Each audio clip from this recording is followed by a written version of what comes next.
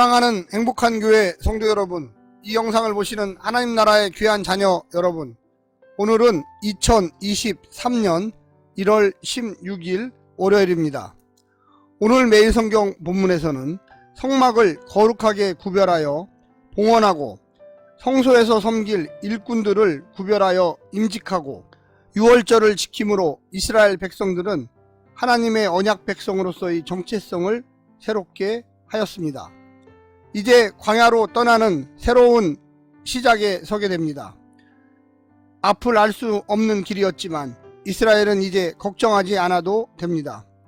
하나님께서 구름기둥과 불기둥으로 성막에 임하사 언약 백성 공동체의 길을 지도하실 것이기 때문입니다.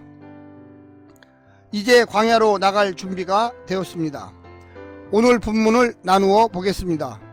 민수기 9장 15절부터 16절, 성막 위에 머물러 있는 구름기둥과 불기둥, 17절부터 22절, 성막 위를 떠나 이동하는 구름기둥과 불기둥, 23절, 여호와의 명령을 따라.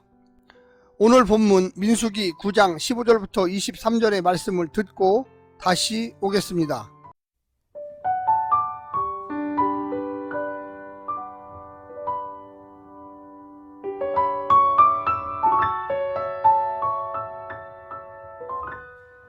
성막을 세운 날에 구름이 성막 곧 증거의 장막을 덮었고 저녁이 되면 성막 위에 불 모양 같은 것이 나타나서 아침까지 이르렀으되 항상 그러하여 낮에는 구름이 그것을 덮었고 밤이면 불 모양이 있었는데 구름이 성막에서 떠오르는 때에는 이스라엘 자손이 곧 행진하였고 구름이 머무는 곳에 이스라엘 자손이 진을 쳤으니 이스라엘 자손이 여호와의 명령을 따라 행진하였고 여호와의 명령을 따라 진을 쳤으며 구름이 성막 위에 머무는 동안에는 그들이 진영에 머물렀고 구름이 성막 위에 머무는 날이 오를 때에는 이스라엘 자손이 여호와의 명령을 지켜 행진하지 아니하였으며 혹시 구름이 성막 위에 머무는 날이 적을 때에도 그들이 다만 여호와의 명령을 따라 진영에 머물고 여호와의 명령을 따라 행진하였으며 혹시 구름이 저녁부터 아침까지 있다가 아침에 그 구름이 떠오를 때에는 그들이 행진하였고 구름이 밤낮 있다가 떠오르면 곧 행진하였으며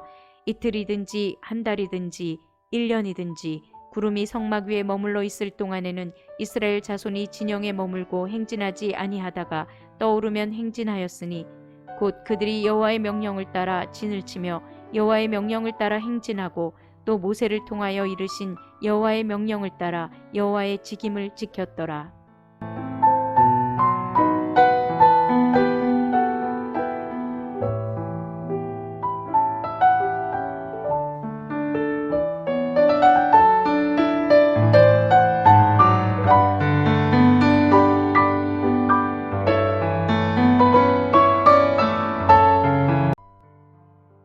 성막 위에 구름기둥과 불기둥이 내렸다가 떠오르고 앞뒤로 행진하는 장면을 보는 것은 정말 놀라운 일이었을 것입니다.